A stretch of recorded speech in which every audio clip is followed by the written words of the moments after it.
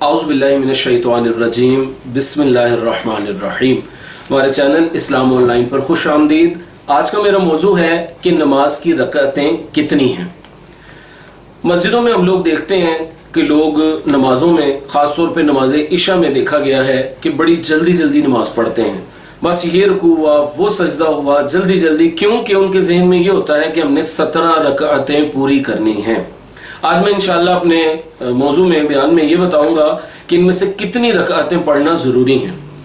تو سب سے پہلے تو آپ کو یہ پتہ ہی ہے کہ فجر کے 2 فرض، پہلے فرض سن لیجئے، فجر کے 2 فرض، ظہر کے 4 فرض، عصر کے 4 فرض، مغرب کے 3 فرض اور عشاء کے 4 فرض۔ اب سنیے سنت موکدہ اور سنت غیر موکدہ کے حوالے سے۔ پہلے حدیث پاک سماعت کیجئے۔ مسلم شریف کی حدیث پاک ہے، ابو داؤد میں بھی ہے، ترمذی میں بھی ہے اور ابن ماجہ میں بھی یہ حدیث پاک موجود ہے، یعنی صحاح ستہ کی 6 کتابوں میں سے 4 کتابوں میں یہ حدیث پاک موجود ہے۔ نبی پاک صلی اللہ تعالی علیہ وسلم نے ارشاد فرمایا، جس نے ایک دن اور رات میں فرضوں کے علاوہ 12 رکعتیں پڑھیں، اس کے لیے جنت میں اللہ تبارک و تعالی ایک گھر بنائے گا۔ سبحان اللہ۔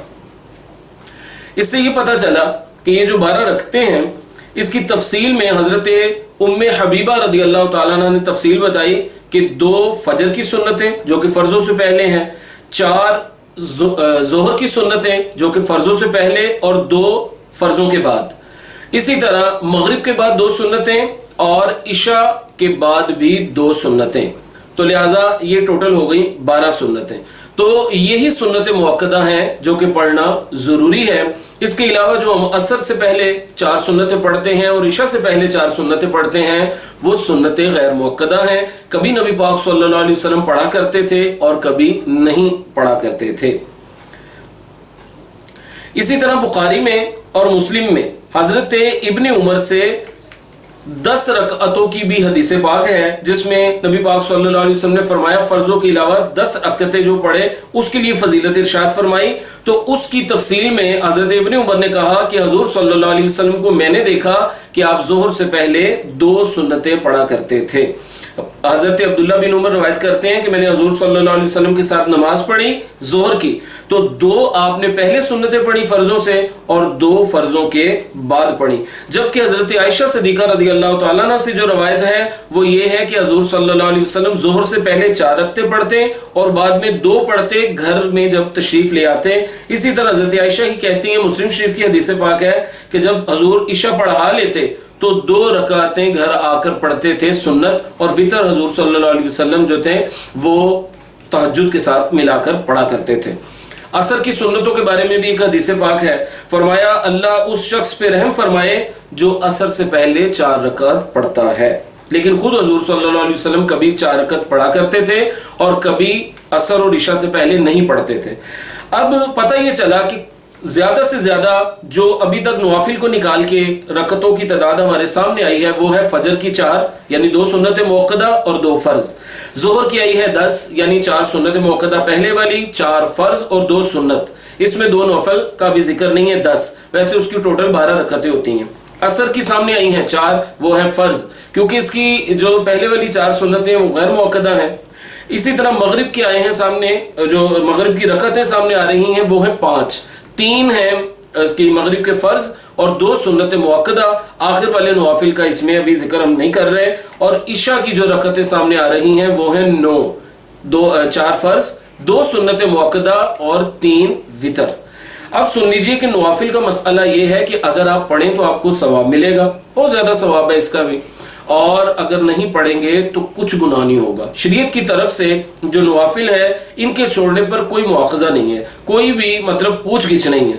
تو میرا جو مطلب آج کل دیکھ رہے ہیں ہم نمازوں میں لوگوں کو کس طرح پڑھ رہے ہیں، تو کہ مطلب رکوع سے اٹھتے ہیں تو کمر سیدھی کرنا واجب ہے، 2 سجدوں کے درمیان اٹھ کر کمر سیدھی کرنا واجب ہے، لیکن جلد بازی کی وجہ سے کہ رکعتیں پوری کرنی ہے لوگ اللہ اکبر سبحان ربی اللہ سبحان ربی اللہ یعنی الفاظوں کی ادائیگی بھی ٹھیک نہیں کرتے۔ تو میرا یہ مشورہ ہے کہ نماز کم از کم جتنی مطلب پڑھنی ہمیں ہمارے لیے، جس میں گناہ کی کوئی صورت نہ ہو، نیکی بھی ہو جائے، سنت موکدہ بھی ہو جائیں، فرض بھی ہو جائیں، اس کے مطابق نماز پڑھیے، چاہے رکعتیں کم کر لیجئے لیکن نماز کے ہم چور نہ بنیں۔ کیونکہ حضور صلی اللہ علیہ وسلم نے ارشاد فرمایا بدترین چور وہ ہے جو اپنی نماز کے سجدے اور رکوع وغیرہ پورے نہیں کرتا.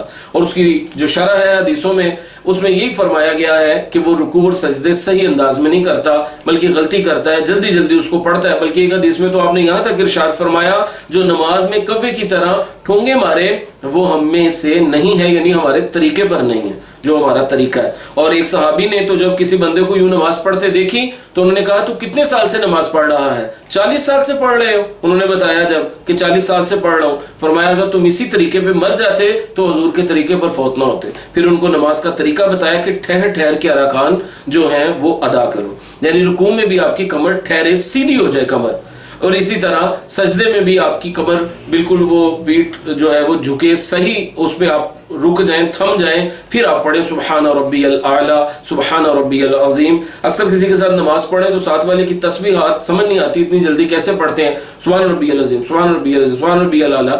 اس میں سن لیجئے سبحان ربی العظیم سبحان ربی الاعلیٰ, اس کو تو اکثر لوگ پڑھتے ہیں سبحان ربی الاعلیٰ, حالانکہ ہے سبحان ربی الاعلیٰ.